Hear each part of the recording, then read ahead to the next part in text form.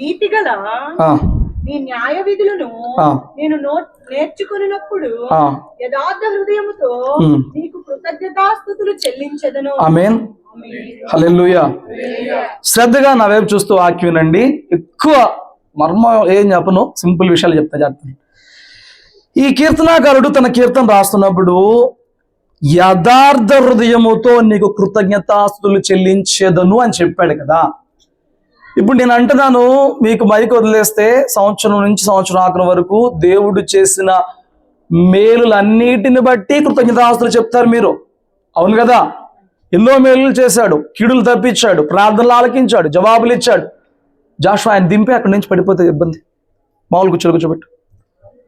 ఏమండి, దేవుడు ఎన్నో మేలులు చేసి ఉన్నాడు కాబట్టి నువ్వు దేవుడిని మహింపరుస్తావంటే ఎందుకు మహింపరచనండి?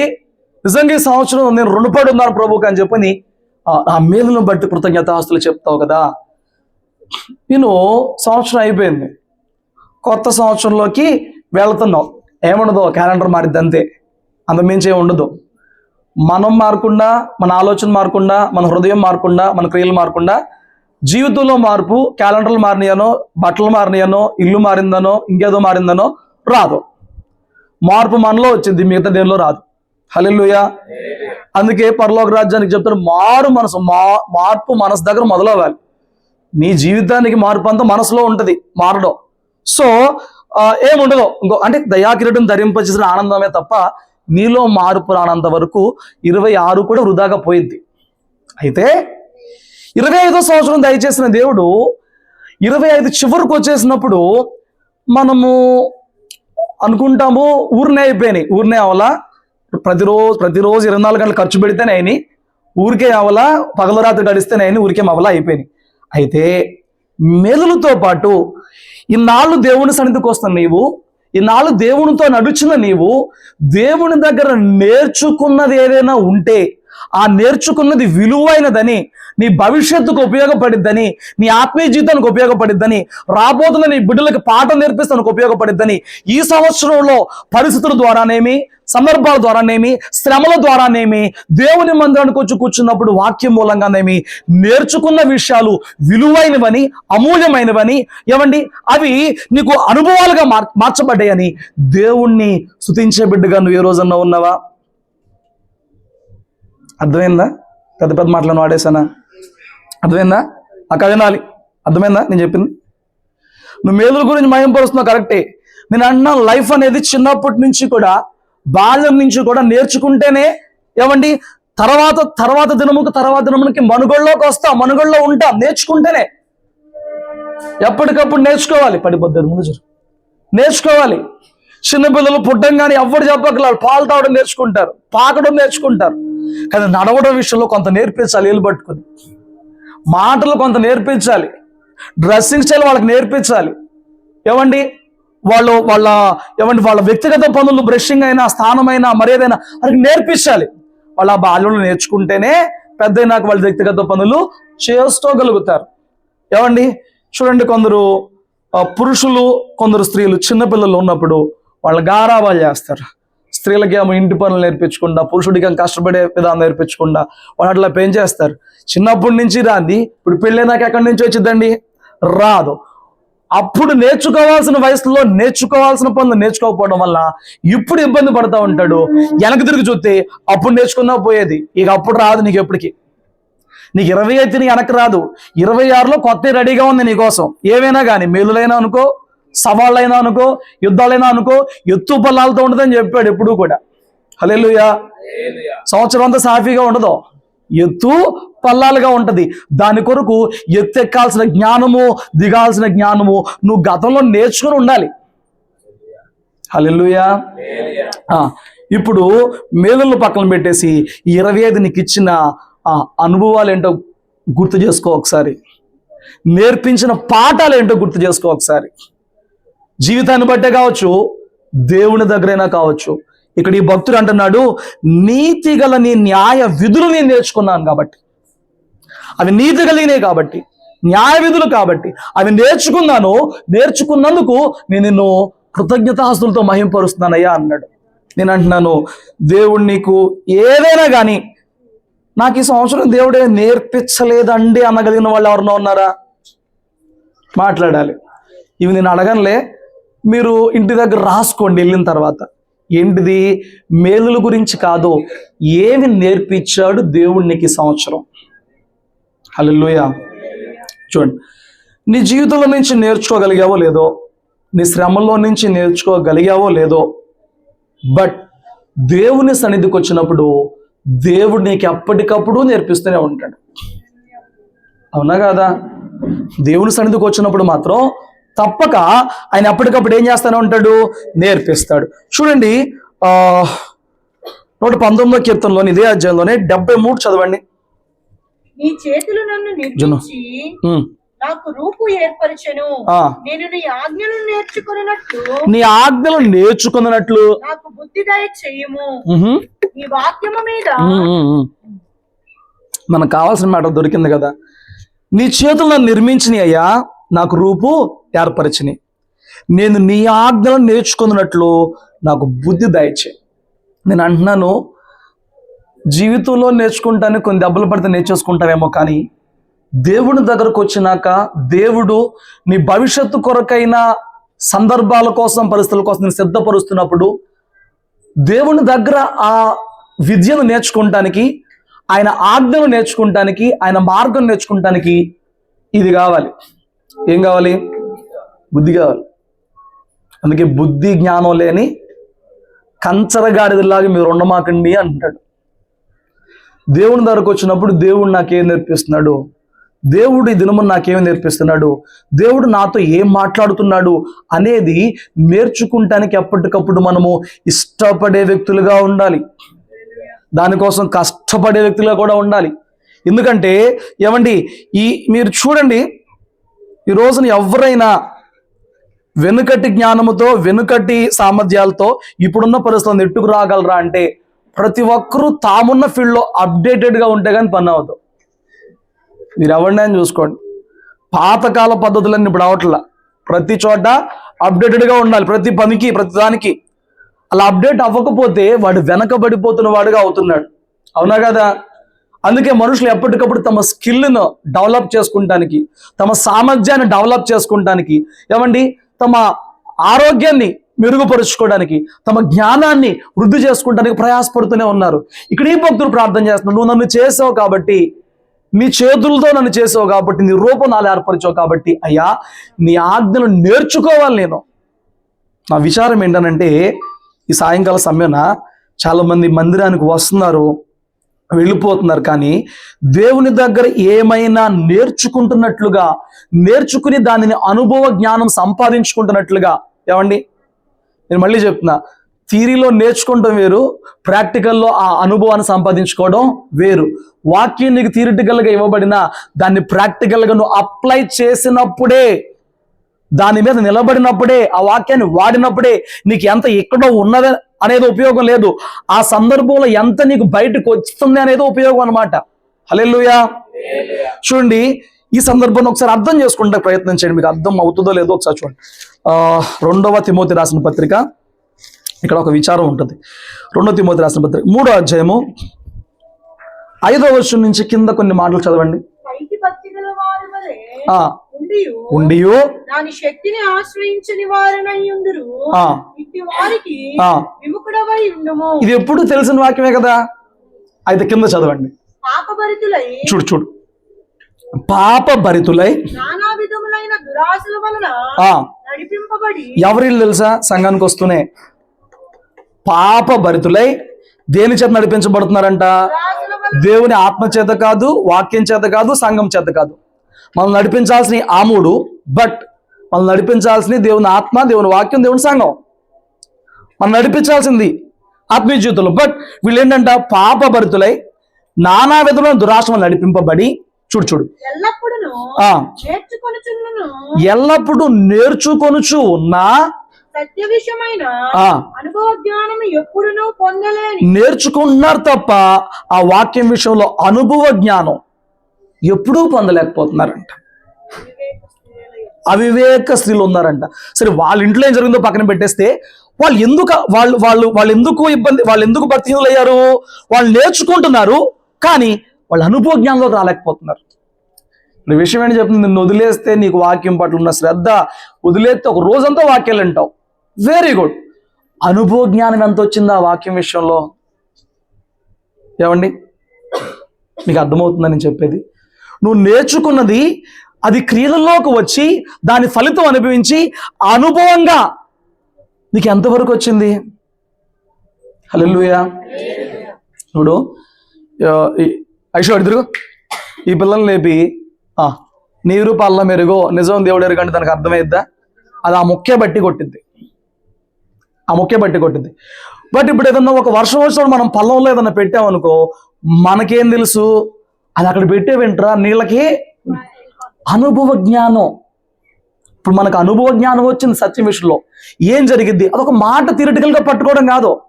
ఇప్పుడు దానికి తెలిసిద్దా? తెలియదు. చాలా మంది మనలో అలా వచ్చి ఆ ఓటును పట్టి నిలిపోతున్నారు. దాని అనుభవ జ్ఞానంలోకి రాగలుగుతున్నావా?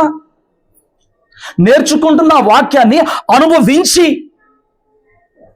సందర్భాలు వచ్చినప్పుడు అప్లై చేసి అనుభవ జ్ఞానంలోకి వచ్చావా? నువ్వు భక్తిహీనంగా ఎందుకు మిగిలిపోతావు? అప్పుడు స్తోత్రం చెప్పు. వాళ్ళు నేర్చుకుంటున్నారు తప్ప సత్యమైన విషయంలో అనుభవ జ్ఞానానికి రాలేకపోతున్నారు. చూడండి, మరి వాళ్ళకి ఎవరు నేర్పిస్తున్నారు? చూడండి, మలాకి గ్రంథంలో ఒక మాట చెప్తాడు దేవుడు. మలాకి గ్రంథంలో 2వ అధ్యాయం 7వ వచనం చదివి పెట్టండి.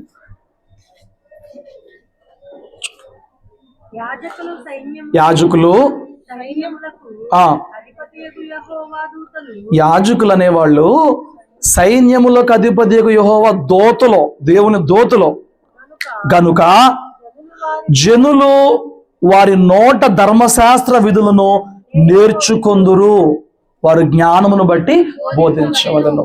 స్తోత్రం చెప్పు. ఇప్పుడు నీకు అనుభవ జ్ఞానం ఎక్కడి నుంచి నేర్చుకుంటాకి దేవుడు అవకాశం ఇచ్చాడంట? దేవుడు సేవకుల్ని, యాజకుల్ని నిలబెట్టి వారి ద్వారా, వారి నోటి ద్వారా ఏమండి ధర్మశాస్త్ర విధులు నేర్చుకుంటానని నీకు ఇచ్చాడంట. హల్లెలూయా. నేను అంటున్నాను, లోకంలో ఎన్నో నేర్చుకుంటానికి తప్పిస్తున్న నీవు దేవుని సన్నిధికి వస్తున్నప్పుడు దేవుని యొక్క ధర్మశాస్త్ర విధులు, కట్టడలు, ఆజ్ఞలు, న్యాయ విధులు ఇవి నేర్చుకుంటానికి ఇష్టపడి నేర్చుకుని నాకు ఇన్ని విషయాలు నేర్పించావు ప్రభువా, నా జీవితానికి ఇవి ఇంత ఉపయోగకరంగా మారినాయి అని చెప్పని దేవుణ్ణి మహిమపరిచే స్థితిలోకి వచ్చావా? రావట్లేదా? మరి ఎందుకు వచ్చావు మందిరానికి? నాలుగు పాటు స్తోత్రం చెప్పండి. మీకు ఫస్ట్ అర్థం కానట్టు అనిపించినా మీరు లోతుకి వెళ్ళే కొద్దీ మీకు అర్థమైపోతూ ఉంటుంది. మీరు వినటానికి ప్రయత్నం చేయండి. ఏమండి, నేను అంటున్నాను, సంవత్సరం ఆకలి దేని బట్టి నేను మహింపరచాలి ప్రభువా అనుకుంటూ కూర్చున్నా. నాకు మధ్యాహ్నం దాకా వాక్యం లేదు. దేవుడు మధ్యాహ్నం నాకు మాట్లాడుతూ నేను ఎన్ని నేర్పించాను, వాటిని బట్టి ఏమీ అనిపించట్లేదా? నిజంగా ఈ సంవత్సరం ఎన్నో నేర్చుకున్నాను. నేను మీకు నేర్పించే క్రమంలోనేమి, దేవుని దగ్గర నేను నేర్చుకున్న విషయాలనే కానీ, లేకపోతే నా అనుభవంలో నుంచి లేదా నా జీవితంలో నుంచి పాఠాల ద్వారానే కానీ ఎన్నో దేవుడు నేర్పించాడు. అవి వృధాగా అయితే నా దగ్గర పోవు, అవి ఊరికైతే నా దగ్గర పోవు. రాబోతున్న దినములు ఎలాగుంటున్నాయో మనకు తెలియదు, అనుభవంగా దేవుడు మార్చాడు. హల్లెలూయా, హల్లెలూయా. వాటిని బట్టి మనం ఈ రోజున దేవుడిని మహిమపరచాలి. ఎవరు మహిమపరచగలరయ్యారంటే నిజముగా ఆయన ధర్మశాస్త్ర విధులు నేర్చుకున్నవారు. ఇప్పుడు నేర్చుకోకపోతే ఏమైతే చెప్తా, అప్పుడు నేర్చుకున్నావో లేదో, నేర్చుకోకుండా ఉంటే ఎంత నష్టం నీకు అప్పుడు అర్థమైంది. మీకు దావీదు గురించి బాగా తెలుసు. ఏమంటే ఇక్కడ దాకా బేసిక్ విషయం విన్నారు కదా, ఇప్పుడు లోపలికి వెళ్దాం. మీకు దావీదు విషయం బాగా తెలుసు.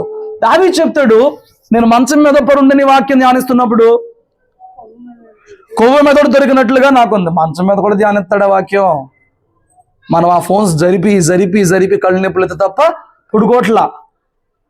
అంతేలేండి, అప్పుడు దావీదు కాలంలో ఫోన్లు లేవు కాబట్టి సరిపోయింది. కొందరు అట్ట దోసేస్తున్నారు. ఆ రోజుల్లో ఏముందని వాళ్ళ పాపం చేస్తానికంటే ఉంది, వాళ్ళకి ఉంది బుళ్ళంతా. హల్లెలూయా. మంచం మీద ధ్యానించాడు. ఇంకా అంటాడు, నీ వాక్యం నన్ను తెప్పరలా చేస్తుంది అంటాడు. ఎన్నో చెప్తాడు కదా, గుర్తుపెట్టుకో. నేర్చుకున్నాడు, కానీ దేవుని మందసాన్ని ఒక స్థానానికి నడిపిద్దాం అనుకున్నప్పుడు ఇంతకాలం నువ్వు నేర్చుకున్న ఆ వాక్యము నీకు సరైన జ్ఞానమును, వివేకాన్ని ఇవ్వలేకపోయిందా? మనసు ఎవరు పట్టుకోవాలి? యాజకుల్లో, లేవీల్లో, ఎవరాళ్ళు? కహతీలో, లేవి వంశంలో మళ్ళీ 3 భాగాలు, మెరారీలు, గెర్షోనీలు, కహతీలో. కహతీలు మాత్రమే ఉపకరణాలు మోయాలి. బలిపీఠం కావచ్చు, గంగాళం కావచ్చు, ధూపవేది కావచ్చు, సందిరొట్లు బల్ల కావచ్చు, మందసం కావచ్చు, ఏదైనా కానీ, గంగాళం ఏదైనా కానీ వాళ్ళు మాత్రమే మోయాలి. మిగతా డిపార్ట్మెంట్లు వాళ్ళకి ఎద్దుల బండ్లు ఇచ్చారు, వీళ్ళకి ఎద్దుల బండ్లు ఏమి ఉండవు, వీళ్ళే మొయ్యాలి. ఎవరో? కహతీలు. నువ్వు ధర్మశాస్త్రాన్ని అంత ప్రేమించావు కదా, నిత్యము ధ్యానించావు కదా, నిత్యము దాన్ని ఆనందించావు కదా, బట్ అది నీకు అవసరం వచ్చిన చోట ఆ అనుభవం ఉపయోగపడకుండా ఎంత నేర్చుకునే ఉపయోగమైంది? ఆ రోజున కహతీలతో మోపించాల్సిన నీవు, రాజుగా ఉన్న నీవు చెప్పలేకపోయావా, మర్చిపోయావా? అనుకుందామా చెప్పలేకపోయాడని? రాజు కదా, అతను చెప్పలేకపోవడం ఏంటి? ఎందుకు చదవలేదు? ఇప్పుడు దాకా నేను చెప్పేది ఏంటి? చదివాడు, ప్రేమించాడు, ధ్యానించాడు, ఆనందించాడు, బట్ ఆ సందర్భంలో అది ఉపయోగపడకపోతే అంత చదివేం ఉపయోగం అంటున్నా నేను అంటున్నాను. ఈ సంవత్సరం నువ్వు దేవుని కట్టడలు నేర్చుకున్నావా? ఫస్ట్ది, దేవుని కట్టడలు నేర్చుకున్నావా? మందిరానికి వచ్చి వెళ్ళిపోతాం కాదండి, కట్టడ నేర్చుకున్నావా? ప్రతి విషయానికి ఆయన ఒక కట్టడ ఒకటి ఉంది, నేర్చుకున్నావా? ఆ రోజున తెచ్చే ఆనందమే తప్ప తెచ్చే విధానం మర్చిపోయారు. మందసాన్ని తెస్తున్నామని తెచ్చే ఆనందమే తప్ప విధానం మర్చిపోయారు. దాన్ని ఎడ్ల బండి మీద ఎలా పెడతారు? పెట్టరు. వాళ్ళు పెట్టకూడదు. గెర్షోనీలకి, మెరారీలకి వాళ్ళకి ఎడ్ల బండ్లు ఇవ్వబడ్డాయి. అవన్నీ బరువాటివి కాబట్టి ఆ దిమ్మల నుంచే పెట్టేవాళ్ళు కదా. దిమ్మలే కానీ, మేకులే కానీ, గుడారపు వస్త్రాలే కానీ, ఈ చుట్టూ ఉన్న తెరలే కానీ, ఇవన్నీ కూడా వాళ్ళు మొయ్యాలి. కాబట్టి వాళ్ళు మొయ్యలేరు అవన్నీ కూడా. వాటి కోసం ఎడ్ల బండ్లు ఇవ్వబడ్డాయి, వీళ్ళు మాత్రం భుజాల మీద మొయ్యాలి. దావీదా, నువ్వు ఇంత జ్ఞానం కలిగిన నోడివి కదా, ఏం చేసావు? ఏం నేర్చుకున్నావు? అంత ప్రేమించావు ధర్మశాస్త్రాన్ని. నేను అదే అంటున్నా, నిన్ను వదిలేస్తే ఎంత వాక్యమైనా పరితపిస్తావు, వింటావు. ఆ పాస్టర్ కాదు, ఈ పాస్టర్ కాదు, ఏదో మంచి హెడ్లైన్ పెడితే ఫోన్ ఓపెన్ చేసి, టీవీ ఓపెన్ చేసి వింటావు. ఎందుకు? విని అందులో నుంచి నువ్వేమి నేర్చుకున్నావు? ఈ సంవత్సరం దేవుని కట్టడలని ఎంతవరకు నేర్చుకున్నావు? హల్లెలూయా. ఎడాబడా పెట్టేశాడు రాజే. అంత చదివినోడికి ఏం తెలియకపోతే ఇక ఆ పని వాళ్ళకి, సైనికులకి, ఆళ్ళకి ఏం తెలిసిద్ది? ఏమండి, ఖాతీలు ఉండాల్సిన చోట వేరే వాళ్ళు ఉన్నారు, లేవి గోత్రపు కాని వాళ్ళు ఉన్నారు. ఆయన పేరేంటి? ఎడ్లు కాలు జారినప్పుడు పాపం ఆయన మంచి మనసుతో, అయ్యో నా దేవుని మందసం పడిపోబోతుందా అని పట్టుకున్నాడు. నేను అంటున్నాను, కొన్నిసార్లు మన ఉద్దేశాలు మనకు మంచిగా అనిపించినా అవి దైవచిత్తం కావు. తెలుసా నీకు? మొన్నేది ఈ లైన్ మీద ఒక మెసేజ్ చెప్పా మొన్న గాసరపల్లిలో. నీ ఉద్దేశాలు నీకు మంచి అనిపించినా అవి దైవచిత్తం కాకపోవచ్చు, పరిశీలన చేసుకో. మంచిదే. ఇప్పుడు పక్కన ఇంకోడు ఉన్నాడు, మందసం పడిపోతుంది, పక్కకు జరిగాడు అనుకో, ఆడేమంటాడు? మనిషివా, భయం ఉందా, ఇంకేందైనా అంటాడు. అవునా కదా?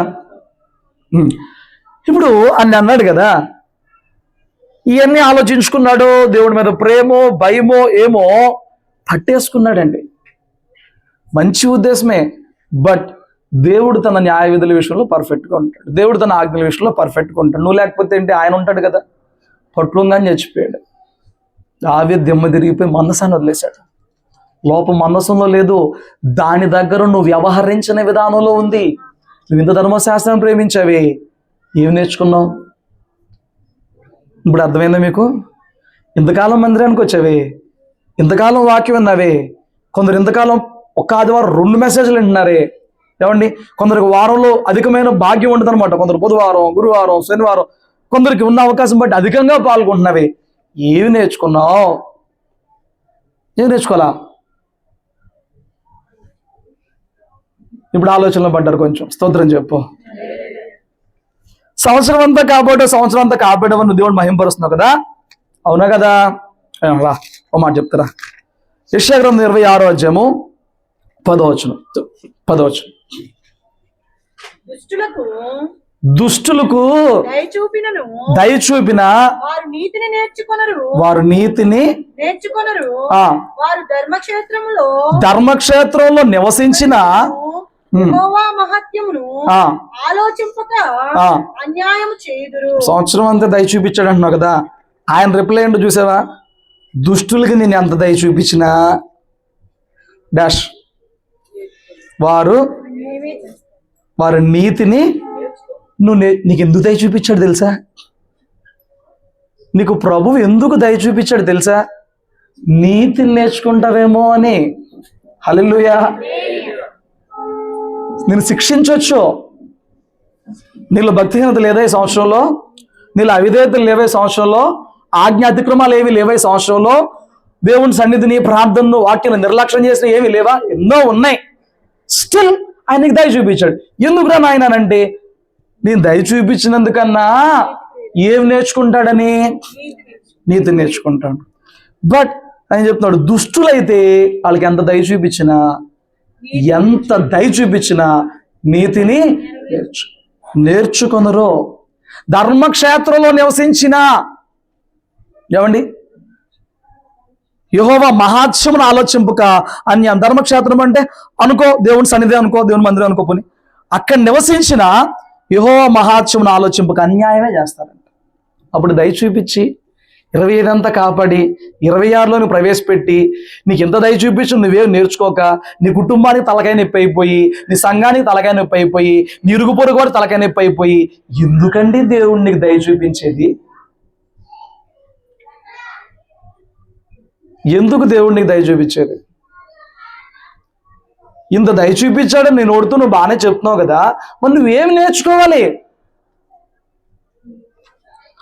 నువ్వేమి నేర్చుకుంటే ప్రభువుకు ఉపయోగపడతావు. స్టిల్ భూమి మీద ఎందుకు ఉంచాడు? ఎంత ఉందో తీసేసాడు, నేను ఎందుకు తీసేయకుండా ఇంకా భూమి మీద ఉంచాడు? ఇంత కృప చూపిన దాన్ని బట్టి అన్న నీతిని నేర్చుకుంటావని కాదు, క్రమముగా మారుతావని కాదు, అన్యాయం కాకుండా న్యాయంగా బ్రతుకుతావని కాదు. ఏమి నేర్చుకున్నావు ఈ సంవత్సరంలో? మరి లోతుగా పరిశీలన చేసుకుంటే మనం అందరం భక్తి మీద కాక దయ మీద కొట్టుకొచ్చిన వాళ్ళమే. ఏదో మన భక్తిని మించి హిజ్కి ఆయుష్ పొడిగించినట్లే పొడిగించబట్టలో మనం అందరం దయ మీద వస్తున్న వాళ్ళమే కాదంటారా? నేను పోరాడాను, అయ్యా తెచ్చుకున్నాను అక్కడ ఉన్నారా? పని దేవుడి స్తోత్రాలు అంటోళ్ళు ఉంటాయి కనుక. ఏమండి, దేవుడి సంవత్సరం దయ చూపిస్తే నువ్వు ఆయన ధర్మ విధులు నేర్చుకోలేకపోయావా? ఆయన కట్టడ నేర్చుకోలేకపోయావా? ఎందుకు నేర్పిస్తున్నాడు? నీ మేలు కొరకని ఎప్పుడు చెప్తాడు. రాబోతున్న 26వ సంవత్సరంలో ఇంతకు మించిన పరిస్థితులు వచ్చినప్పుడు ఈ రోజు నువ్వు నేర్చుకున్న ఈ కట్టడి, ఈ జ్ఞానము, ఈ అనుభవం ఆ రోజున నీకు ఉపయోగపడేందుకే ఈ సంవత్సరం అంతా నీకు ఎన్నో నేర్పించాడు దేవుడు. హల్లెలూయా. బట్ నువ్వు దావీదులాగా నిత్యమూ దేవుని వాక్యంలో ఆనందించి చివరాఖరికి వచ్చేటప్పుడు చేతులు ఎత్తేసే వ్యక్తిగా ఆ సందర్భంలో ఆ రీతిగా ప్రవర్తించడానికి నేర్చుకోకుండా ఉంటే ఇంతకాలం ఆనందించానని చెప్పుకుంటూ సంఘంలోకి వచ్చి కూర్చుంటే ఉపయోగం ఏంటి? నువ్వు దుష్టుడివా, దుష్టురాలువా? అందుకే ఎంత దయ చూపించిందా కానీ ఏమి నేర్చుకోవాలో నేర్చుకోకుండా అలా కఠినపరుచుకోండి నీ హృదయాన్ని. నేను ఎంత మార్చడానికి ఆయన అనుగ్రహము ప్రేరేపిస్తున్నప్పటికీ కూడా కాఠిన్యపరుచుకుంటూ అదే ప్రవర్తనతో, అదే తీరుతో, అదే బ్రతుకుతో, అదే బుద్ధితో అలా కొనసాగుతూ సంవత్సరాలు ఎంతకాలం వెళ్తావు అలాగా? 3 రోజుల పైన నీకు హ్యాపీ న్యూ ఇయర్ మోత మోయిపోద్ది. ఫోనుల్లో, మెసేజుల్లో, స్టేటస్ల్లో ఏమండి మోత మోగిచ్చేస్తావు. ఏంటి హ్యాపీ? ఏం మారింది నీ బ్రతుకులో? 25వ సంవత్సరం అంతా దేవుడిని కాపాడి ఆయన సంఘంలో ఉంచి నీ ప్రార్థనలు ఆలకించి, నీ ప్రార్థనలు జవాబులు ఇచ్చి, నీ ఏడుపు, ఇంట్లో వాళ్ళు ఏడుపు, సేవకుడు ఏడుపు, ఏదో ఒకటి నీ జవాబులు ఇచ్చి, ఇది చేస్తావన్నా నా వైపు చూస్తావు, నా చిత్తాన్ని పట్టుకుంటావని ఏదో ఒకటి చేసి లాక్కొస్తే ఏం నేర్చుకున్నావు? ఏం మారావు చెప్పు? క్యాలెండర్ కాదు, నువ్వేం మారావు? నీలో వచ్చిన మార్పే. నువ్వు నేర్చుకున్నది ఏంటి కొత్తగా ఈ సంవత్సరంలో? నేర్చుకుంటాక ఏమి లేదా? మనం అందరం పరిపూర్ణులం అయిపోయామా? పరమ పండితులం అయిపోయామా? మొదటిగా దేవుని కట్టడలు నువ్వు నేర్చుకుంది ఏంటి? ఏం నేర్చుకున్నావు? హల్లెలూయా. ఇంకొక 4-5 పాయింట్లు చెప్తాను, కనీసం ఆ విషయాలు అంతవరకు నేర్చుకుంటాను ప్రయత్నం చేసావు. ఒకసారి చూడు, లోకా సువార్త 11వ అధ్యాయం 1వ మాట చదివి పెట్టండి. ప్రార్థన చేయుచుండెను. జున్ను సాలించిన తరువాత ఆయన శిష్యులను శిష్యులలో ఒకడు, ఆ, ప్రభువా, యోహాను తన శిష్యులకు నేర్పినట్టుగా మాకును ప్రార్థన చేయు నేర్పమని ఆయన అడిగాను. మ్హూ. అందుకు ఆయన, ప్రార్థన చేయడం నేర్చుకున్నావా? తెలివిగా ఆన్సర్ చెప్పండి. ప్రార్థన చేయడం నేర్చుకున్నావా? ఎంతమంది నేర్చుకున్నారో చేతులు చూపించండి. 1 2 3 4 ఏంటి ఇంతేనా? 2 3 4 ఒక్క నిమిషం. 5వ అధ్యాయం 44వ వచనం మత్తయి సువార్త 44. నేను మీతో చెప్పినదేమనగా, ఆ, మీరు పరలోకమందున్న ఆ, మీ తండ్రికి కుమారులైనట్లు ఆ, మీ శత్రువులను ప్రేమించుడి, ఆ, మిమ్మల్ని హింసించు వారి కొరకు ఆ. ప్రార్థన చేయుడి. నీ శత్రువు కోసం నువ్వు ప్రార్థన చేసావా? అది నేర్చుకున్నావా ఈ సంవత్సరం నీ ప్రార్థనలో? ప్రార్థన అందరం నేర్చుకున్నాం. దాని లోతు ఈ సంవత్సరం ఏం లోతుకి వెళ్ళావు? అందరికి వచ్చి ప్రార్థన మైకెత్తే వదిలిపెట్టరు మీరు. ఏమండి, కొంతసార్లు అనిపించింది వాళ్ళు నాకు ఇచ్చినప్పుడు ఇది ఇంకా బాగా చేసేవాడిని అనిపించింది కొంతమందికి. మంచిది, వీళ్ళు బలమైన ఆ ఆత్మ వేడి పనిచేస్తుంది. Very good. అయితే దేవుడు ప్రార్థనలో కొన్ని ప్రాముఖ్యమైన అంశాలు చెప్పాడు కదా. నీ ప్రార్థన రహస్య గదిలో ఉంచుకో. నీ ప్రార్థనలో శత్రువుల కోసం ప్రార్థన చెయ్యి. నువ్వు ప్రార్థన చేసినప్పుడల్లా వారిని క్షమించు. మార్కు సువార్త 11వ అధ్యాయంలో ఉంటుంది. కాబట్టి నువ్వు నిలబడి ప్రార్థన చేసినప్పుడల్లా ఏం చేయాలంట? ఏమండి, ఎక్కడుంది అది? పరలోకమందున మీ తండ్రి తన అడుగువారికి 25 11:25 మార్కు సువార్త వచ్చి 11:25 మార్కు సువార్త. అమ్మా, నీకు ఒకని మీద విరోధం ఏమైనాను కలిగి ఉన్న ఎడల మీరు నిలవబడి ప్రార్థన చేయనప్పుడల్లా వారిని క్షమించుడి, అప్పుడు పరలోకమందున మీ తండ్రియు నీ పాపములు క్షమించును. నువ్వు ప్రార్థన చేసినప్పుడల్లా ఎవరు ఆ ముందు రోజు నిన్ను గాయపరిచారో, ఎవరు ఆ ముందు దినాలు నేను బాధ పెట్టారు, ఎవరు నిన్న మొదటి దినముల్లో నిందించారో, అపనింద వేశారో, అన్యాయం చేశారో, దూషించారో, అన్నీ జరుగుతాయి. దేవుణ్ణి నమ్ముకున్నాక అన్నీ అనుభవించాలి, అన్ని రుచులు చూడాలి. తెలుసా మీకు? నా నిమిత్తం జనులు మిమ్మల్ని నిందించి, దూషించి, కొన్ని హింసించి, అబద్ధముగా చెడ్డ మాటలు చెప్తే ఆనందించమన్నాడు. ఉన్నది చెప్తే కాదు, అబద్ధంగా చెడ్డ మాటలు చెప్తారు, అప్పుడు ఆనందించన్నాడు. స్తోత్రం చెప్పు. నీకు ప్రార్థన తెలుసు, కానీ ఈ ప్రార్థన తెలుసా? శత్రువు కోసం ప్రార్థించడం, హింసించిన వారి కోసం ప్రార్థించడం. ప్రార్థించినప్పుడల్లా ప్రార్థనలో నువ్వు అంగీకరించబడాలి, నువ్వు క్షమించబడాలి. కాబట్టి ఇతరుల పాపాలు క్షమించి ప్రార్థన ముగించడం వచ్చిందా? ఈ సంవత్సరంలో వచ్చిందా? ధన్యురాలివి. ఇంకా నీకు వచ్చింది ఈ సంవత్సరం? నీకు వచ్చిందా? అమ్మో, ఈ నిద్ద మార్పు దేవా, నీకు వందనాలు నాయన. కాస్త పని అవుతుంది ఇక్కడ. వినో, ప్రార్థన చేయడం అంటే కేవలం నీ అవసరాలని ప్రార్థనలో వెతకడం అనుకుంటామేమో. ఆయనకి ఇష్టమైంది చెప్పాడు. మనుషుల కొరకు, రాజుల కొరకు, అధికారుల కొరకు ప్రార్థనలు, యాచనలు, విజ్ఞాపన, కృతజ్ఞతాస్తులు. అది మంచిది. ఆ ప్రార్థన లోతుకు వెళ్ళావా? ఆ ప్రార్థన చేయగలిగావా? చేయలేదా? ఇక్కడ ఫెయిల్ అయ్యావా? మళ్ళీ ప్రార్థన నేర్చుకుంటాం అంటే ఏంటండి? స్టార్టింగ్లో సండే స్కూల్ ప్రేయర్ ఓకే, అప్పుడు వెళ్ళిపోద్ది. బట్ దేవుణ్ణి సంతోషపెట్టే ప్రార్థన, దేవుణ్ణి చెప్పిన క్రమములోని ప్రార్థన. నీతిమంతుని ప్రార్థన ఏమైందంట? మనవపూర్వం కలిగిందిగా, బలమైనదిగా ఉంటుందంట.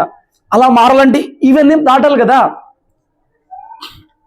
కొందరు అసలు ప్రార్థన చేయరు, కొందరు చేస్తే వాళ్ళ కోసం మాత్రం చేసుకుంటారు. అది కూడా దాటి కొందరు వాళ్ళకి ఇష్టమైన వాళ్ళ కోసం చేస్తారు. లెవెల్స్ ఇవన్నీ తెలుసా మీకు? అదొక లెవెల్, అదొక లెవెల్, అదొక లెవెల్. ఇష్టమైన వాళ్ళ కోసం మాత్రం చేస్తారు. మరికొందరు మనసాంగమేగా, మనవాళ్ళేగా, మన చుట్టాలేగా, చేద్దాంలే, ఇది నెక్స్ట్ లెవెల్. ఆ తర్వాత మొన్నే వాక్యంలో చెప్పాడు, శత్రువు కోసం ప్రార్థన చేయాలంట. ఇష్టం లేకుండా ప్రభు అని కూడా జ్ఞాపకం చేసుకో ప్రభు. నేను చేసిన సందర్భాలు ఉన్నాయి అట్లా. హృదయపూర్వకంగా వాళ్ళ కోసం ప్రార్థన చేయలేక బహిరంగంగా కొన్ని పేర్లు ఎత్తి హృదయపూర్వకంగా వాళ్ళ మేలు కొరకు అడగలేక, వాళ్ళు చేసిన గాయాలను బట్టి, అన్యాయాన్ని బట్టి, వారు చేసిన క్రియలను బట్టి ఓర్చుకోలేక, సహించలేక బయటికేమో వారి కోసం జ్ఞాపకం చేసుకోమని చెబితే, మనుషులలోనేమో అదిగో ఆ వ్యక్తి కోసం ఎలా ప్రార్థన చేయగలుగుతున్నట్టుగా మనుషుల్లో స్టాంపు, హృదయంలో మాత్రం ఇంకా ఆ వ్యక్తి మీద వ్యతిరేకతతో కొన్నాళ్ళు చేస్తే దేవుని గద్యం పొందుకున్న వదిలిపడేశారు. ఊరుకుంటాడు దేవుడు? వచ్చేసింది గద్దింపు నాకు.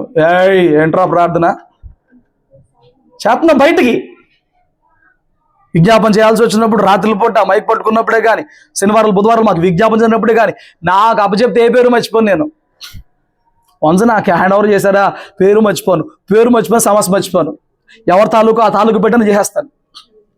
ఆ చేసే క్రమంలో కొన్ని పేర్లు నోటి నుంచి బాగానే వస్తున్నాయి కానీ హృదయపూర్వకంగా బయటకు రానప్పుడు దేవుని ఆత్మచేత నేను గద్యం పొందుకున్నాను. ఎందుకు?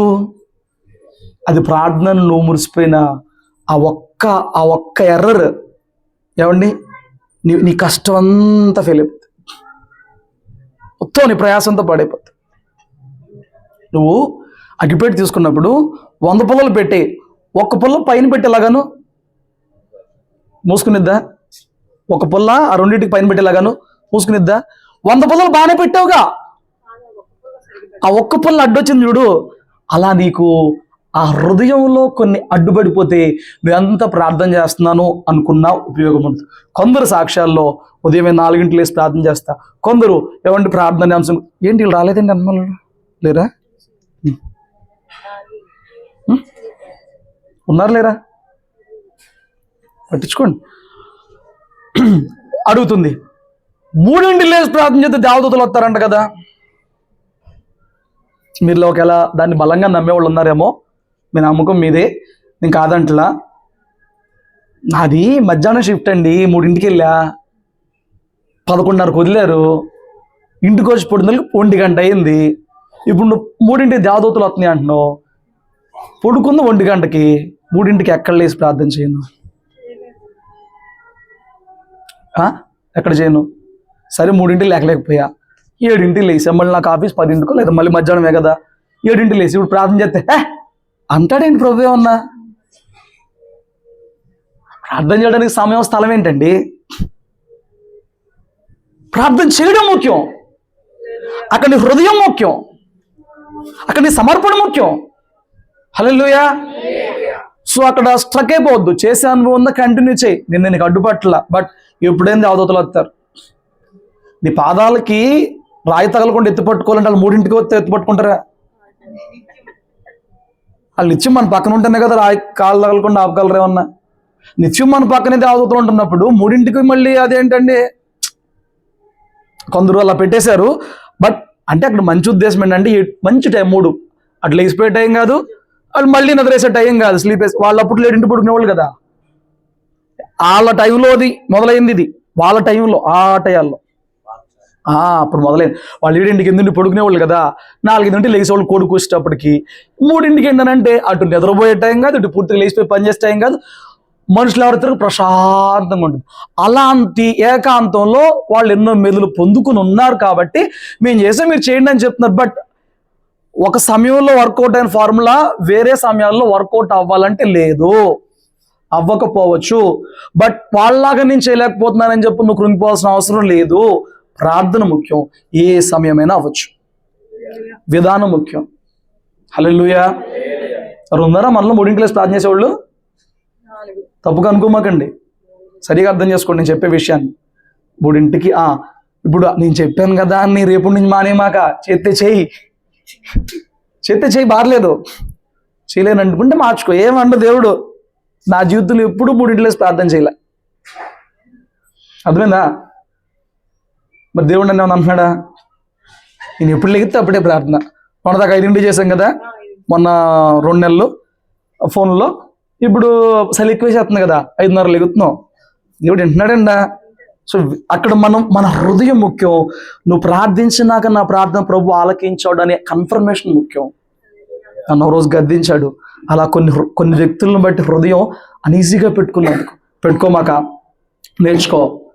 ఎదుగో స్టెప్ బై స్టెప్ చెప్పే కదా కొన్ని స్టెప్లు ఉన్నాయని చేయరు, చేస్తే వాళ్ళ కోసం చేసుకుంటారు, నచ్చిన వాళ్ళ కోసం చేస్తారు, ఆ ఫోన్లే మనోళ్లే కదా అని చేస్తారు, సంఘమే కదా అని చేస్తారు.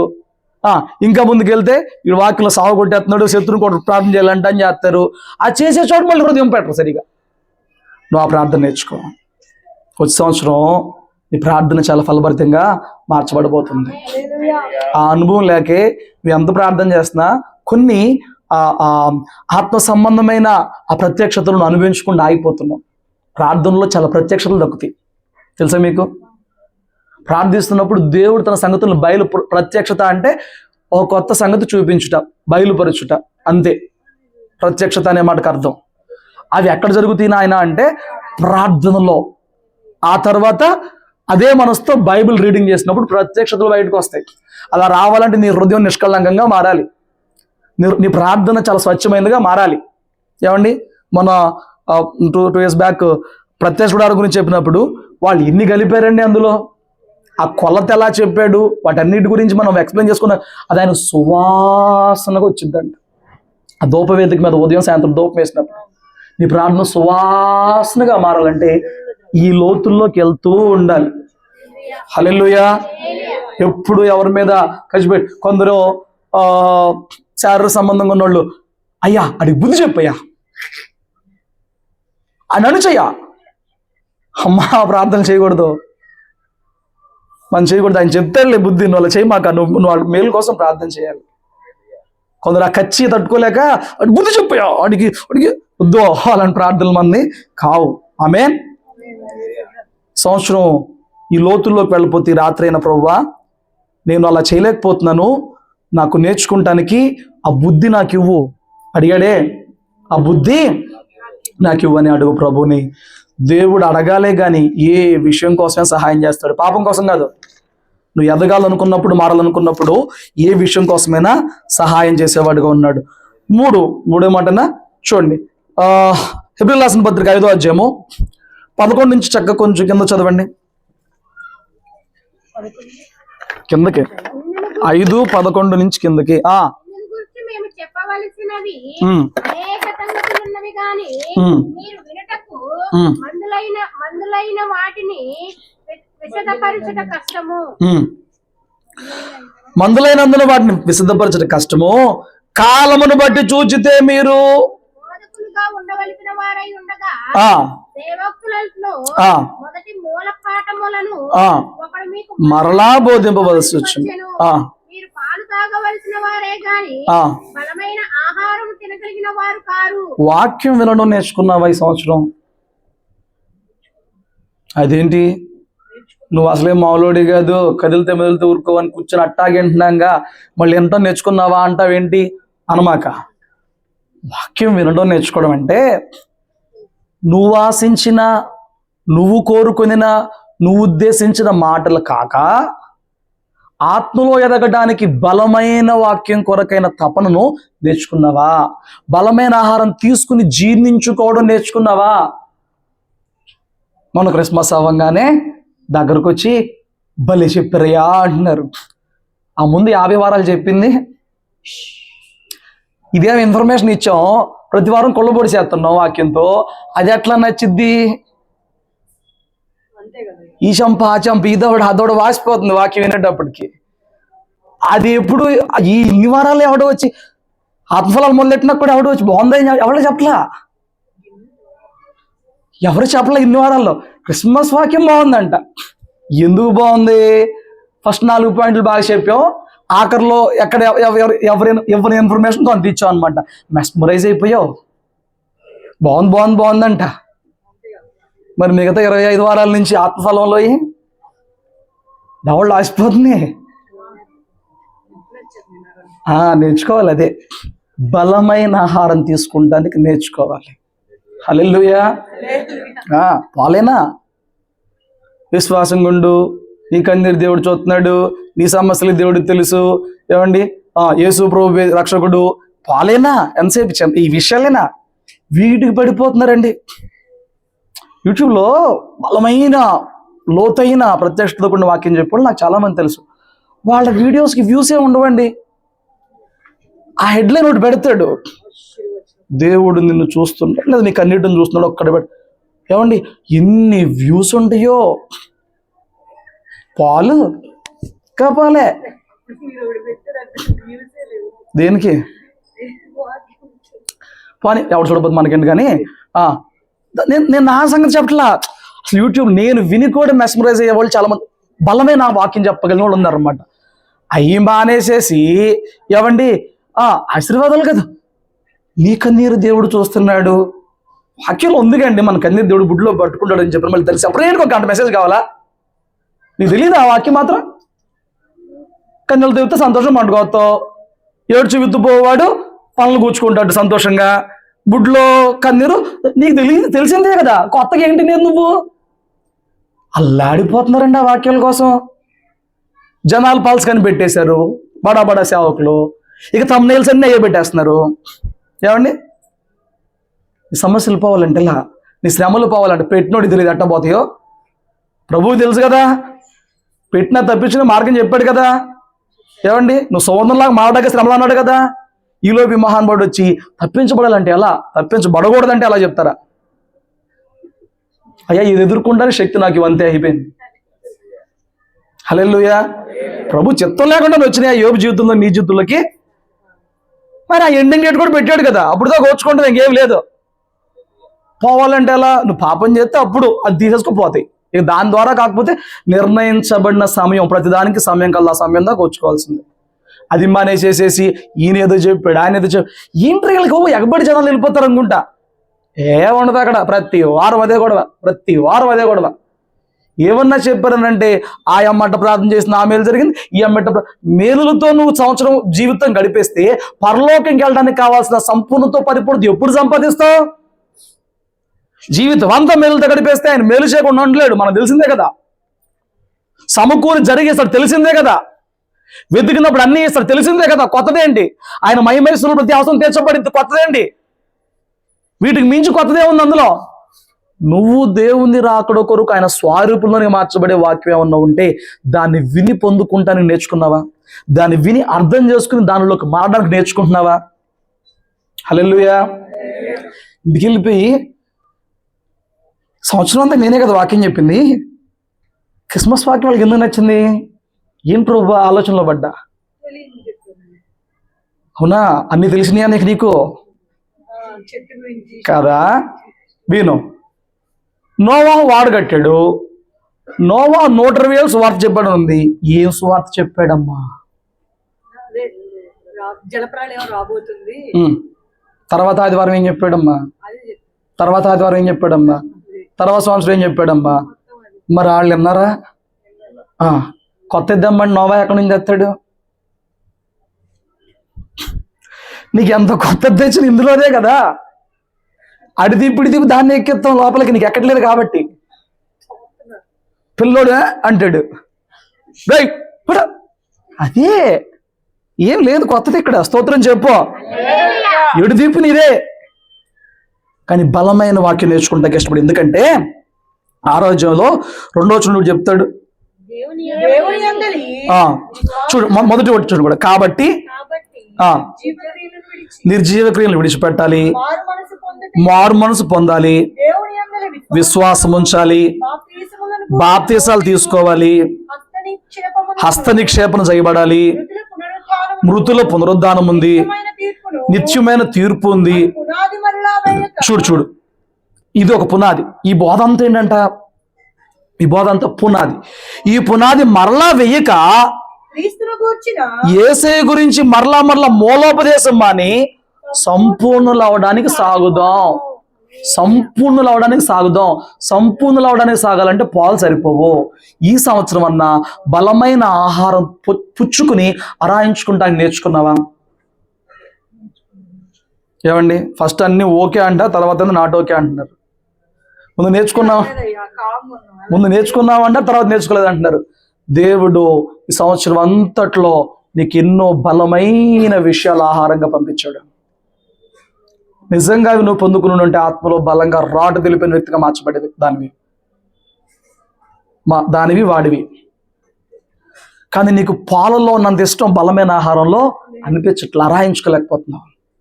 దానివల్ల ఏమవుతుంది చెప్పనా, సంపూర్ణతలోనికి మారలేకపోతున్నావు. స్లోగా చిక్కులు పెట్టి పక్కన పెట్టి, ఏమండి నువ్వు సంపూర్ణత కొరకే ఆయన వాక్యం స్పష్టంగా చెప్పింది. కింద వచనాల్లో మరలా పునాది వేయొద్దు, చెప్పినవి చెప్పొద్దు. విశ్వాసం ఉంచు, నిర్జీవ క్రియలు విడిచిపెట్టు, మారు మనసు పొందు, ఇది కాదు. సంపూర్ణలు అవడానికి ముందుకు వెళ్దామన్నాడు. ఎక్కడండి ఆ బోధ, సంపూర్ణలు చేసే బోధ? ఎంతసేపు అయ్యానా మేలులు, కార్యాలు, సాక్ష్యాలు, ఏమండి ఎంతసేపు ఆ ప్రార్థనలో స్తుతించాలి జరిగింది, ఎంతసేపు అయ్యానా? ఎన్నిసార్లు వింటే నీకు బోర్ కొట్టదు? ఏమండి హల్లెలూయా. వాళ్ళకి అలవాటు పడిపోయావేమో. ఇప్పుడైనా గుర్తుపెట్టుకో, దేవుడిని అడుగుతున్నాడు, బలమైన వాక్యం విని అరాయించుకుంటానికి నేర్చుకున్నావా? దాన్ని బట్టి సంవత్సరం దేవుడు స్తుతించగలవా? ప్రభువా, ఒకప్పుడు కేవలం విశ్వాస సంబంధమైన వాక్యాలు వినే పరవశించిపోయేవాడిని, కానీ ఈ రోజు నన్ను మూలోపదేశాల్లో కాకుండా ఏమండి లోతైన సంపూర్ణలో తీసుకెళ్లే వాక్యాలు నడిపించే ప్రయత్నం చేస్తున్నావు ప్రభువా, నాకు అర్థమయ్యేలాగా చేస్తున్నావు ప్రభువా అని స్తుతించగలుగుతున్నావా? హల్లెలూయా. స్తుతించడానికి నీ జీవితంలో జరిగిన భౌతికమైన మేలులే కాదు, ఆత్మ సంబంధంగా దేవుడు నీకు నేర్పించిన ఎన్నో సంగతులు ఉన్నాయి. వాటి గురించి నేను మాట్లాడుతున్నా. రాసరమ్మంటే రాసుకొస్తావు, బాగుంది. వీటి లెక్క ఏంటి చెప్పు. కట్టడలు నేర్చుకున్నావా? నేర్చుకోకపోతే చూసావా, దావీదు అంత చదివి కూడా నేర్చుకోవడం రాలా, అనుభవంలో ఒక పెద్దో రాలా.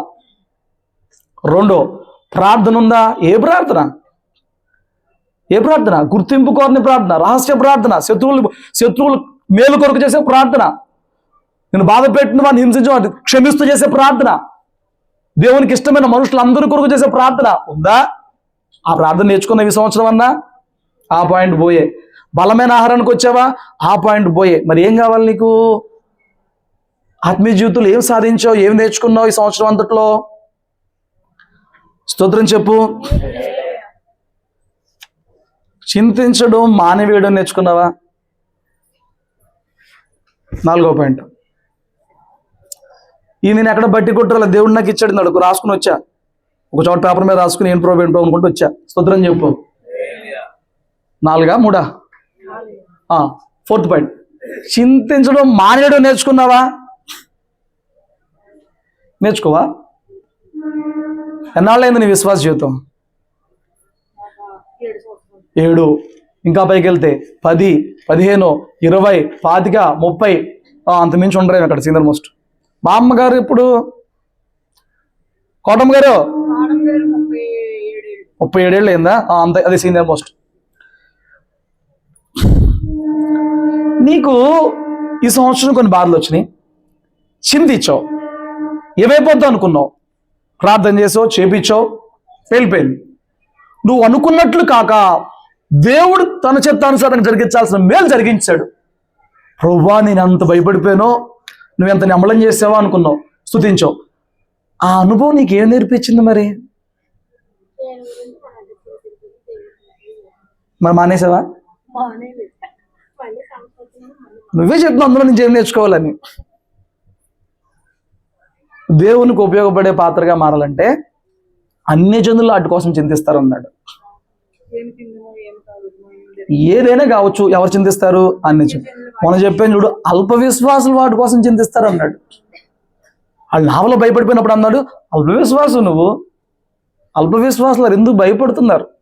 భయాలు చింతలు ఎవరి అంట అమ్మా? అల్ప విశ్వాసులవి, అన్ని జనులవి. ఈ రోజున ప్రభువులో విశ్వాసంతో ఇన్ని సాక్ష్యాలు చెప్పగలుగుతున్నావే, ఇన్ని అనుభవాలు నువ్వు పొందుకున్నావే, నిలబెట్టానంటే కొన్ని చెప్తారండి, కొన్ని పరిస్థితులు నిజంగా ఆ రోజు దేవుడు నాకు చేస్తాడు. దేవుడు కవిత ఎవరు చేస్తారు? నిజంగా మళ్ళీ అబద్ధంగా ఒకటి. నిజంగా దేవుడు నిజంగానే చేస్తాడు, దేవుడే చేస్తాడు. మరి అంత సమస్య నుంచి బయటపెట్టిన దేవుడు కొత్తది తెస్తే ఎందుకు చెప్పలేకపోతున్నావు? దావీదులాగా సింహాన్ని చంపా, ఎలుగుబెట్టిని చంపా, ఏంటి చంపేస్తా, సింపుల్గా చెప్పేస్తున్నాడు. నువ్వు ఎందుకు చెప్పలేకపోతున్నావు? పిల్లోడు చెప్తున్నాడు,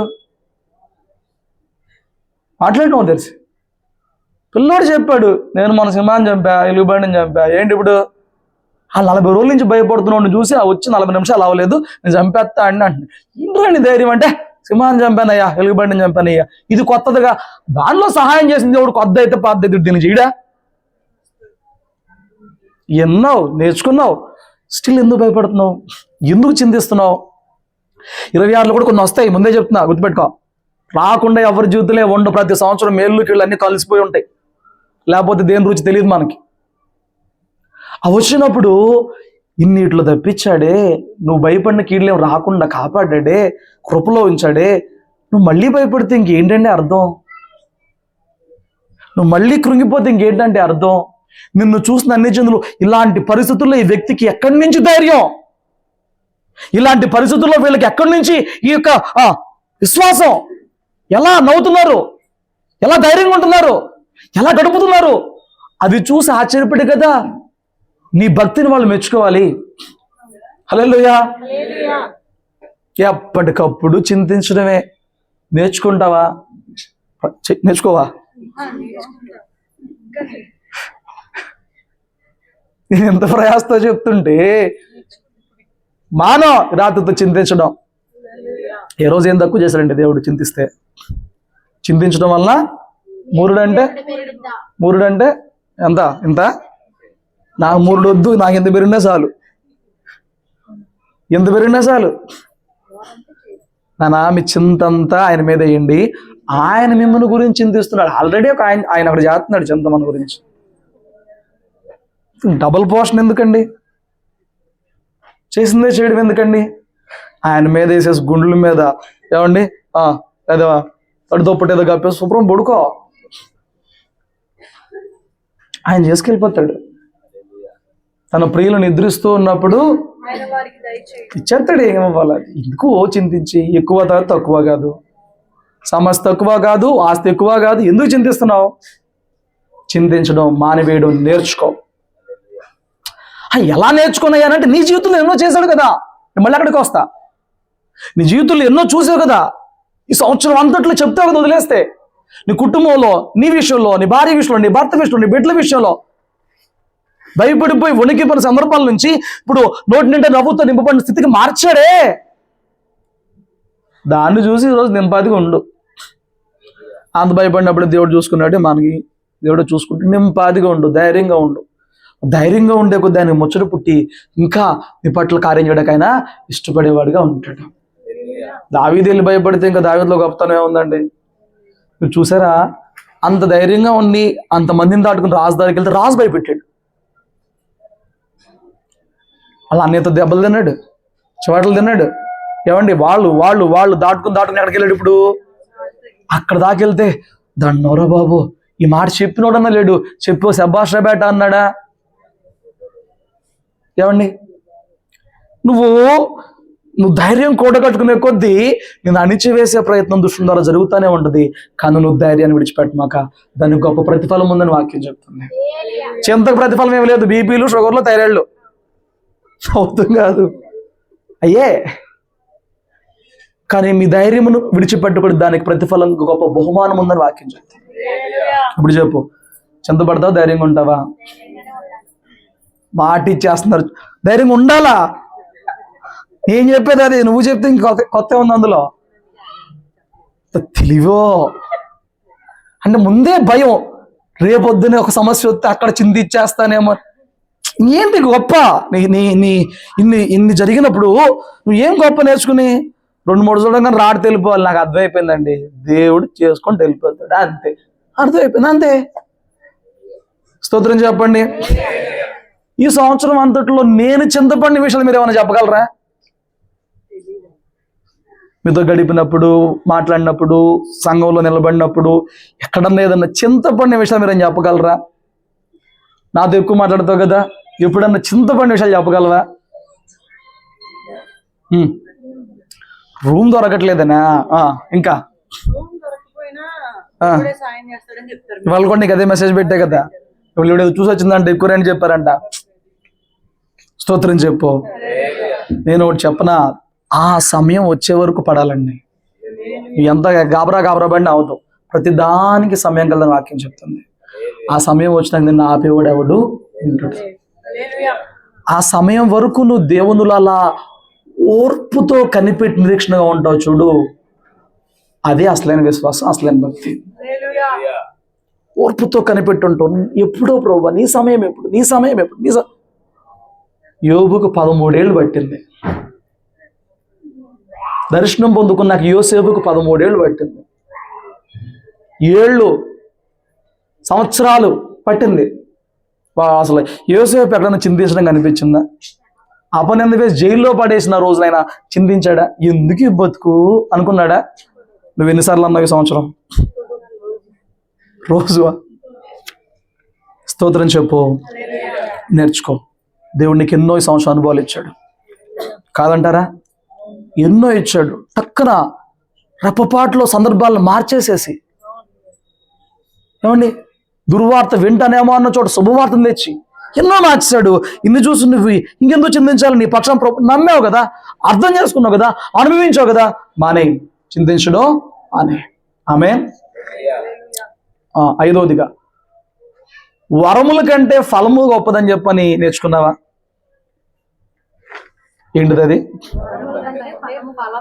వరాల కంటే ఫలము గొప్పది. వరం లేకపోయినా పరలోకంలో ఎలా ఉంది, ఫలము లేకపోతే నరికామా, అగ్నిగుండంలో పడేసామా. బట్ చాలామంది క్రైస్తవ విశ్వాసులు వరాల కొరకు చూపించిన శ్రద్ధ నేను ఫలించానా లేదా అనే దాంట్లో చూపించట్లా. గత కొన్ని వారాలుగా మనం దాని మీద మాట్లాడుకుంటున్నాం కదా.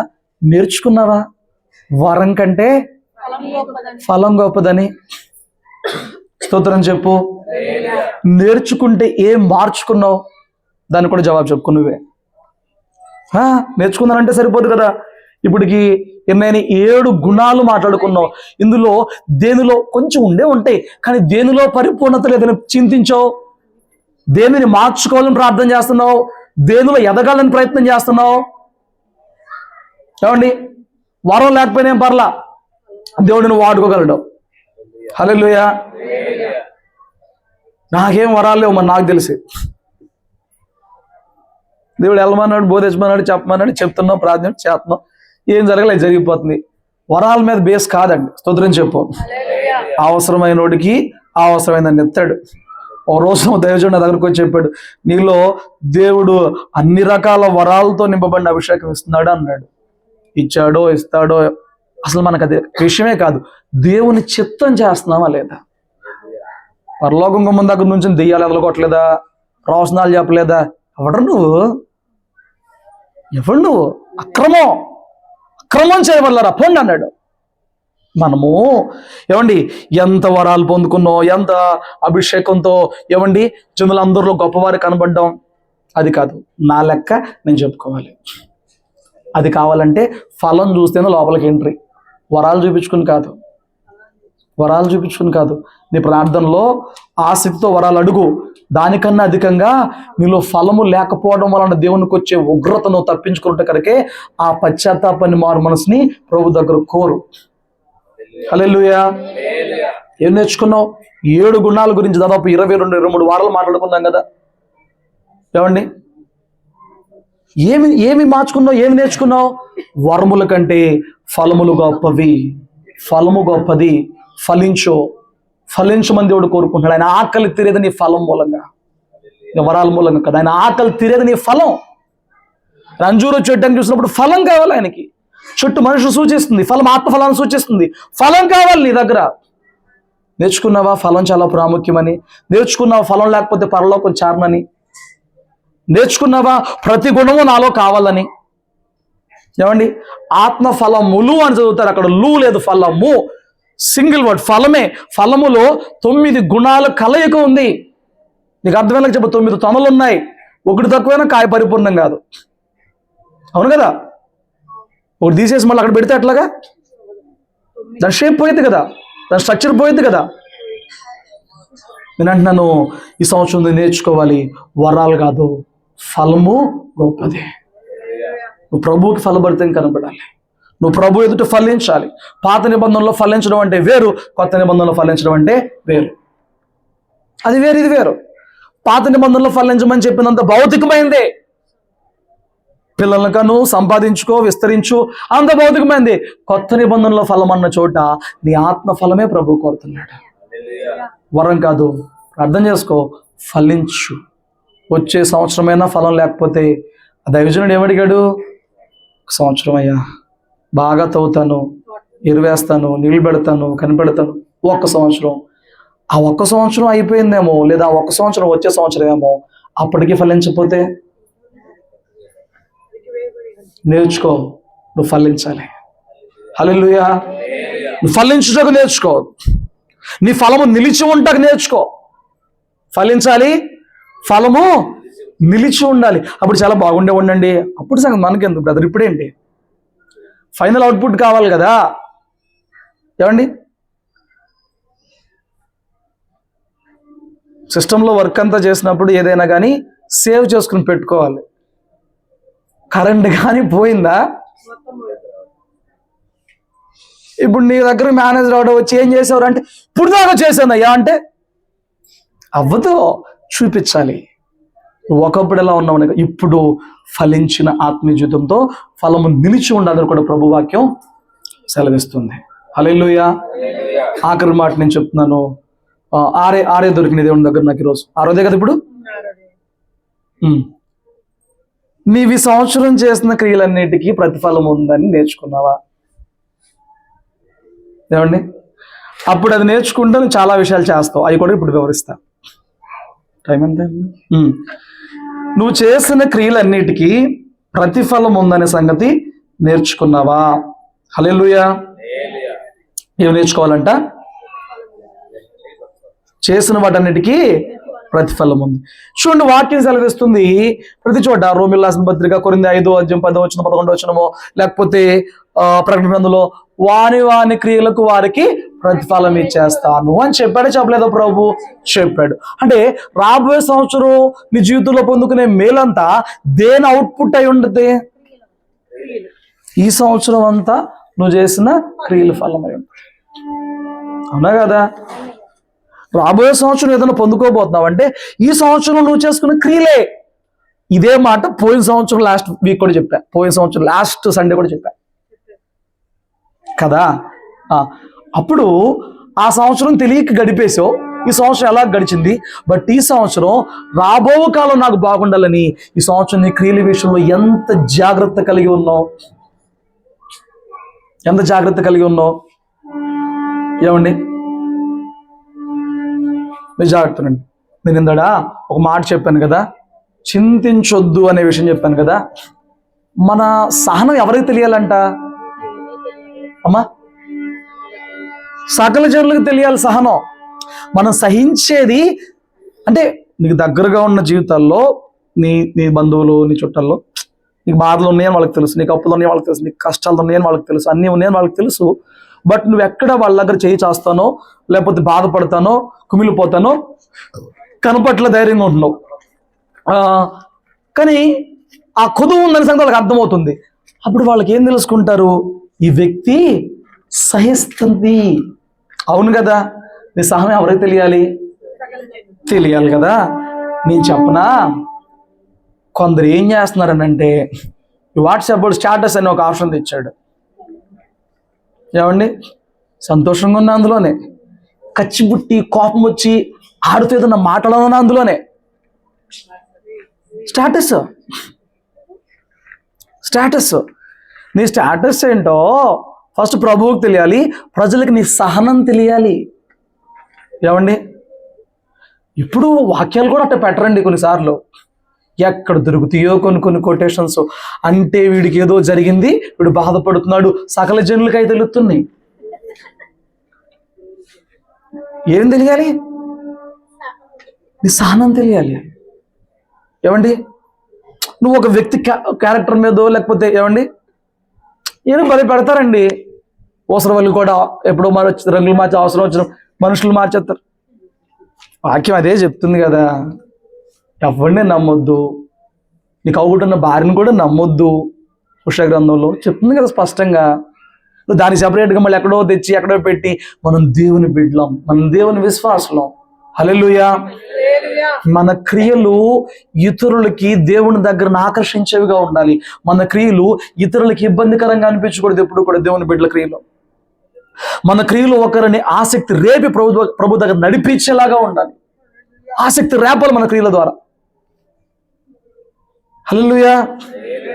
ఆసక్తి పుట్టాలి మన క్రియలు. ఎలా? నేను ఇదే పరిస్థితిలో ఉన్నా, నేను ఇదే జీవితంతో ఉన్నా, నేను ఇదే వయసులో ఉన్నా, ఇంత పరిశుద్ధంగా ఎలాగున్నారు, ఇంత నీతిగా ఎలాగున్నారు, ఇంత ఖచ్చితంగా ఎలాగున్నారు, ఇంత ఆర్థిక ఇబ్బందులు కూడా రూపాయి విషయంలో ఇంత నిక్కచ్చిగా ఎలా బ్రతుకుతున్నారు, వాళ్ళకి నీ క్రియలు, లోకానికి నీ సహనం తెలియాలి. హల్లెలూయా. నీ ఫ్రస్ట్రేషన్స్ కాదు లోకానికి తెలియాల్సింది, నీ సహనం తెలియాలి. ఎందుకంటే నీ ఫ్రస్ట్రేషన్ దేవుడికి తెలుసు, నీకు ఎలాగ ప్రతిఫలం ఇవ్వాలో ప్రభువుకు ఒక రోజున తెలుసండి. అయితే నేను అంటున్నాను, ఈ సంగతి నువ్వు నేర్చుకుని ఉంటే, వినాలి, ఈ సంగతి నువ్వు నేర్చుకుని ఉంటే తప్పు చేసిన ప్రతిసారి పశ్చాత్తాపడుతూ తప్పును సరిచేసుకుంటూ ముందుకు వస్తూ ఉంటావు. సంవత్సరం ఆఖరికి వచ్చేటప్పటికి క్లీన్ చీటే ఏమి ఉండదు నీ దగ్గర. తప్పు చేసిన మాట వాస్తవమే, అది తప్పు అని చెప్పని దానికి ప్రతిఫలం వచ్చేస్తుందని నీకు తెలుసు కాబట్టి వెంటనే ప్రభు దగ్గర ఏడ్ చేసి సరి చేసుకుని అయిపోయింది. సో ఈ రోజున ప్రభు ఒకసారి క్షమిస్తే అది మర్చిపోతారు కాబట్టి వెనక్కి తిరిగి చూస్తే డేటా ఏం లేదు. దేని విషయంలో? పాపముల అవిధేయతల విషయంలో. హల్లెలూయా. ప్రభు ఎందుకు గొప్పడు చెప్పనా? నువ్వు చేసిన నీతిని నిలుపుతాడు, నువ్వు చేసిన పాపాన్ని పశ్చాత్తాపడితే కొట్టేస్తాడు. కాదు అని పాపంలో ఉంటే నీతిని కొట్టేస్తాడు. కాదని కంటిన్యూ అయ్యామనుకో, అప్పటిదా చేసిన నీతి జ్ఞాపకంలోకి రాదంట, హెచ్కెల్ గ్రంథం చెప్తుంది. హల్లెలూయా. బట్ నీకు నీ క్రియలకు ప్రతిఫలం వచ్చిందని తెలిస్తే ఖచ్చితంగా నువ్వు ఈ సంవత్సరం ఏం చేసి ఉంటావో చెప్పనా? నువ్వేం చేసి ఉంటావంటే, ఎప్పుడు త్రోవ తప్పావో, ఎప్పుడు నోరు అదుపు తప్పావు, ఎప్పుడు చూపు అదుపు తప్పావు, ఎప్పుడు ఆలోచన, మాట, క్రియ అదుపు తప్పావో, ఆ నెక్స్ట్ ఆ నైట్ కావచ్చు, ఆ నెక్స్ట్ నువ్వు ఉపవాసం ఉండే శుక్రవారం శనివారం కావచ్చు, ఆ నెక్స్ట్ మందిరంలో కావచ్చు, లేదా నెక్స్ట్ బళ్ళకు వచ్చినప్పుడు కావచ్చు, ఖచ్చితంగా క్లీన్ చేసుకుని ఉంటావు. హల్లెలూయా. ఎవరైతే ఆ విషయం నేర్చుకోలేదో, ఏం చేసినా పర్లా, ఎలా ఉన్నా పర్లా, ఎలా బ్రతికినా పర్లా, క్రైస్తులై ఉండే కొందరు అక్కడ అయిపోయారు. వినో, ఇవి సంవత్సరం ఏమి నీ క్రియల విషయంలో ఆ భయము పశ్చాత్తాపం లేకుండా జీవించ చూడు, ఖచ్చితంగా రాబోయే సంవత్సరం వీటి ఫలమును నువ్వు అనుభవించాల్సి వచ్చింది. ఆ క్రియలు మోసుకెళ్లాల్సి వచ్చింది, వాటి అనుభవించాల్సి వచ్చింది. హల్లెలూయా. అలా కాకూడదని చెప్పారంటే నువ్వు వాటి విషయంలో ఈ రాత్రైనా పశ్చాత్తాపడాల్సి ఉంది. పశ్చాత్తాపడాల్సి ఉంది. ప్రభు అన్నిటిని పట్టుకుంటాడు, దేన్ని వదలడు. చూడండి ఎంత స్పష్టంగా చెప్పిందో. కొరింథీయులకు రాసిన పత్రిక, 2 కొరింథీయులకు రాసిన పత్రిక, ఒక మాటతోనే ముగిస్తానండి.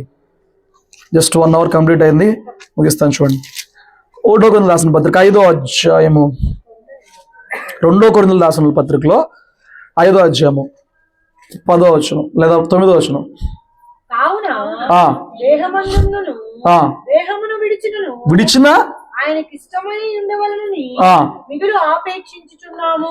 ఎందుకనగా తాను జరిగించిన క్రియలు చొప్పున మంచివైనా సరే చెడ్డమైనను సరే దేహముతో జరిగించిన వాటి ఫలమును ప్రతివాడు పొందినట్లు మనమందరమును క్రీస్తు న్యాయపీఠం ఎదుట ప్రత్యక్షము కావాలి. చూడు, ప్రత్యక్షం కావాలి.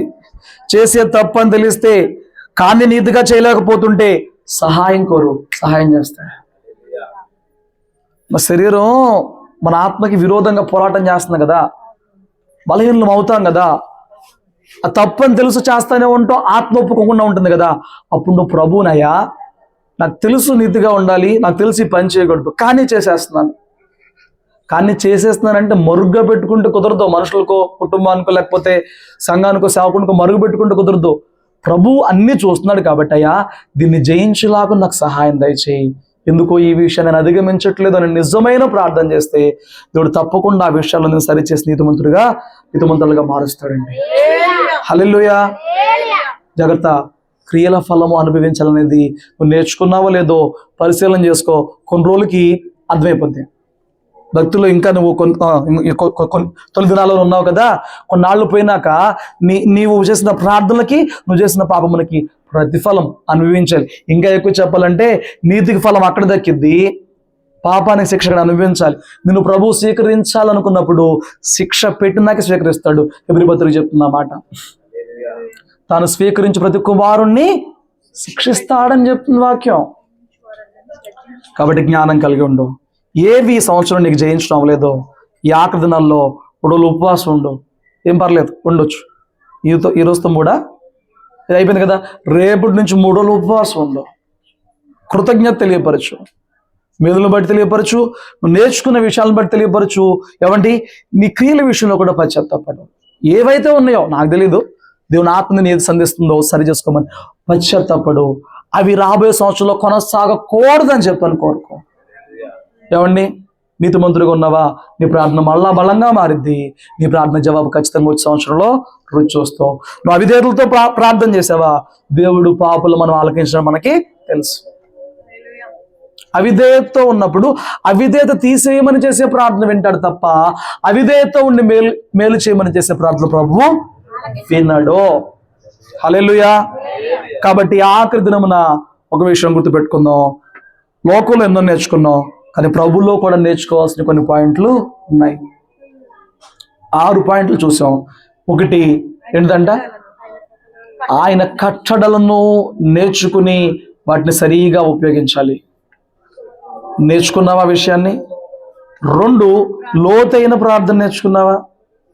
అవసరాల కోసం మాత్రమే కాదు, ఆత్మల విడుదల కోసం, మనుషులందరి కోసం, శత్రువుల కోసం ప్రార్థన సిలువలో ప్రభు చేసినట్లుగా చేయగలిగే స్థాయికి ఎదుగుతున్నావా?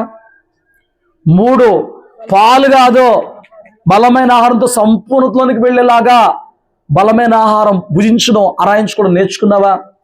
4, చింతించడం మానేస్తా నేర్చుకుంటున్నావా? 5, వరాలు కాదు ఫలం ముఖ్యం నేర్చుకున్నావా? 6, నీ క్రియలకు ప్రతిఫలం వస్తుంది. ఇప్పటి క్రియలు రాబోయే రోజులు అనుభవించాల్సి వచ్చింది. బట్ కీడు చేయ ఉద్దేశించినప్పుడు కీడుని తప్పించడానికే ప్రభు ముందు బయలుపరిచే దేవుడై ఉన్నాడు. నీకు మేలు చేయాల్సి వచ్చినప్పుడు ప్రభు చెప్పాల్సిన అవసరం లేదు, కానీ కీడు చేయాల్సి వచ్చినప్పుడు చెప్తాడండి. ఇదిగో నేను ప్రేమిస్తున్నాను కదా అందుకే నేను గద్దిస్తున్నా, నేను ప్రేమిస్తున్నాను కదా అందుకే శిక్షిస్తున్నా. ఆసక్తి కలిగి మారుమరుస్తాను. ఎంత గొప్ప దేవుడు! నీకు మేలు చేసినప్పుడు చెప్పాల్సిన అవసరం లేదు, చెప్పడు చేసేస్తాడు. నిన్ను బాధ పెట్టి కొట్టి తిట్టి ఏదో చేసేస్తాడు, నిన్ను బాధించి వేధించి. కానీ కీడు చేసేటప్పుడు మాత్రం చెప్పి సరి చేసుకుంటా మన అవకాశం ఇచ్చి అప్పుడు సరి చేస్తాడు. మార్చుకోకపోతే అప్పుడు తీసుకొస్తాడు. హల్లెలూయా. నీకు అడ్డుపడితే వచ్చిన సంవత్సరం ఇదేనేమో, లేదా అడ్డుపడితే వస్తున్న సంవత్సరం వచ్చే సంవత్సరం ఏమో ఫలించు. ఈ విషయాలు నేర్చుకో. వచ్చే సంవత్సరం కూడా నేర్చుకున్న విషయాలను బట్టి ఆయా సందర్భాల్లో ఏమండి ఎలా గడపాలో, ఎలా పోరాడాలో, ఎలా జయించాలో జయించి మృదికమైన దేవుని కృపణ కార్యాలని సంపాదించు. అటు కృప అట్టి భాగ్యం కూడా వచ్చిన ప్రతి బిడ్డకి దేవుడు సంపూర్ణంగా కలగ చేయను గాక. ప్రార్థన చేసుకుందాం.